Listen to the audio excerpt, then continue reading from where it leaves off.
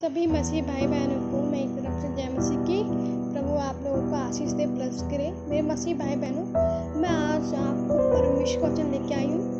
भजन संहिता 51 अध्याय है, उसको मैं पूरा पढ़ूंगी इस प्रकार से। उसके लिए मैं आपको एक प्रार्थना बताऊंगी, पाप क्षमा के लिए प्रार्थना।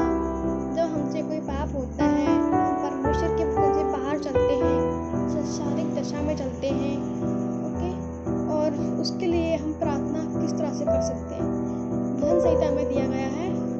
मैं पढ़ रही हूँ आपके सामने। हम परमेश्वर से इस प्रकार से प्रार्थना करके उससे हम क्षमा मांग सकते हैं। परमेश्वर हमको अवश्य क्षमा करता है।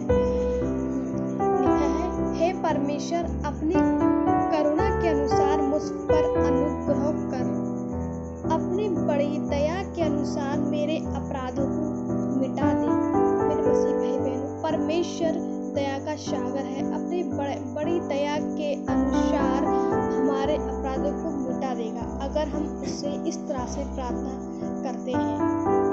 मुझे भली भांति धोकर मेरा अधर्म दूर कर और मेरा पाप छुड़ाकर मुझे शुद्ध कर।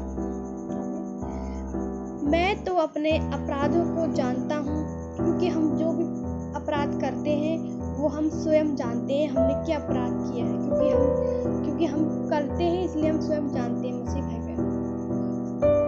और मेरा पाप निरंतर मेरी दृष्टि में रहता है। जो हम पाप करते हैं वो निरंतर हमारी दृष्टि में, यानी कि हमारे आंखों के सामने रहता है, वो हमको याद आता रहता है। चाहे हम परमेश्वर से प्रार्थना करने बैठे, वचन पढ़े, तो भी वो पाप हमारी दृष्टि में हमको एक बार हमको डिस्टर्ब कर देता है, हमारे सामने, यानी कि आता ही रहता है।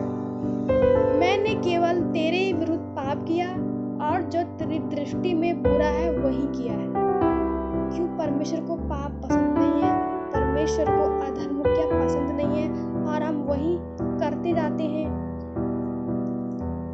ताकि तू बोलने में धर्मी और न्याय करने में निष्कलंक ठहरे। साफ साफ अगर हमसे ऐसा होता भी है तो परमेश्वर से बोल देना है। परमेश्वर अपनी बड़ी दया के अनुसार हमारे अपराधों को मिटा देगा, जिससे कि परमेश्वर भी क्या निष्कलंक ठहरे और न्याय करने में निष्कलंक ठहरे। साफ साफ परमेश्वर के सामने हमको पेश कर देना है। देख, मैं अधर्म के साथ उत्पन्न हुआ और पाप के साथ अपनी माता के गर्भ में पड़ा। अधर्म के साथ ही हम क्या होते हैं, पैदा होते हैं, और पाप के साथ अपनी माता के गर्भ में पड़ा। हर एक व्यक्ति पाप के साथ ही इस दुनिया में आता है, पैदा होता है। वो माँ के गर्भ से ही पाप के साथ ही पैदा होता है। तभी परमेश्वर का वचन लिखा है मेरे मसीह भाई बहन। देख तू हृदय की सच्चाई से प्रसन्न होता है। हमारा परमेश्वर क्या है, उसको सिर्फ हृदय की सच्चाई चाहिए। हृदय की सच्चाई से वो प्रसन्न होता है और मेरे मन में ज्ञान सिखाएगा।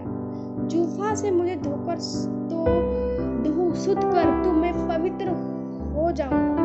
मुझे धो और मैं हिम से भी अधिक सफेद बनूंगा। इस प्रकार से हमें परमेश्वर से अकेले में जाके प्रार्थना करना है, घुटनों के बल आके। मुझे हर्ष और आनंद की बात सुना, जिससे जो हड्डियां तूने तोड़ डाली हैं वे मगन हो जाएं। अपना मुख मेरे पापों की ओर से फेर ले और मेरे सारे अधर्म के कामों को मिटा दे। आमीन।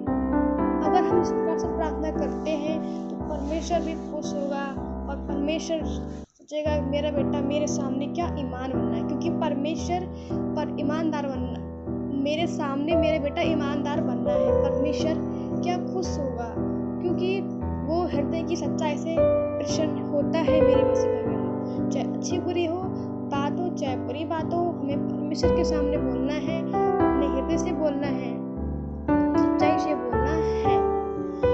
अपना मुख मेरे पापों की ओर से फेर ले और मेरे सारे अधर्म के कामों को मिटा दे। हमारे धर्म के कामों को कोई नहीं मिटा सकता है बिना प्रभु यीशु मसीह के सिवा, बिना हमारे परमेश्वर के सिवा कोई हमारे धर्म को नहीं मिटा सकता है, और ना हमें स्वर्ग देने के लिए, ना ही हमें स्वर्ग कोई दे सकता है यीशु के सिवा।